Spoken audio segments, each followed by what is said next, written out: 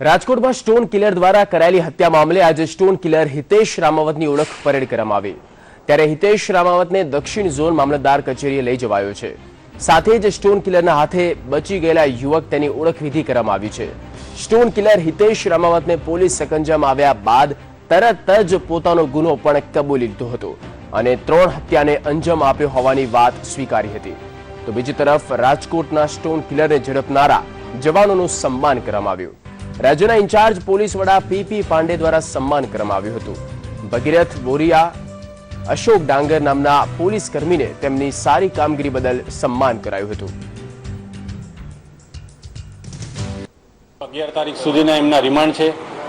આ દરમિયાન એ જ્યાં એમના જે રહેઠાણ ઉપર રહેતો હતો એ વિસ્તારમાં પણ એમને લઈ જવામાં આવશે।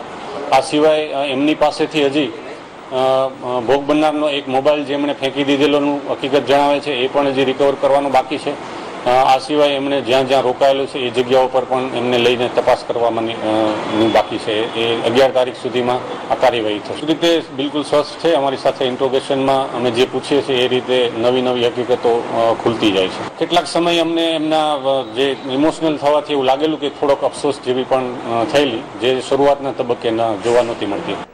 પહેલો મુદ્દો તો એ છે કે એમણે કેસરી નામથી હિન્દીમાં મેસેજ જે કરેલા હતા એ કેસરી નામ એમને કેવી રીતે પસંદ કર્યું એમને પૂછતા એવું જણાવેલ કે વાંકાનેર બાજુએ ટ્રેનમાં જ્યારે મોબાઈલ લઈ અને ભોગ બનનારના સંબંધીઓને જ્યારે ફોન કરતો હતો, ધમકાવતો હતો, એ વખતે એ વિચારતો હતો કે હું કેવી રીતે આ મેસેજ કરું। તો પહેલું તો એણે મિસગાઈડ કરવા માટે હિન્દી ભાષામાં ટપોરી લેંગ્વેજમાં એમણે મેસેજ કરેલા। એ મેસેજ કરતી વખતે કયા નામથી મેસેજ કરવું એ જ વખતે વિચારતા ટ્રેનમાં બેઠેલા એ વખતે કેસર કેરીનું જે એક બોક્સ ત્યાં એમને રેલવેના ડબ્બામાં પડેલું, એ દરમિયાન એમને કેસર કેરીના બોક્સ ઉપરથી એણે કેસરી નામ છે એ લખેલું, જેથી કરીને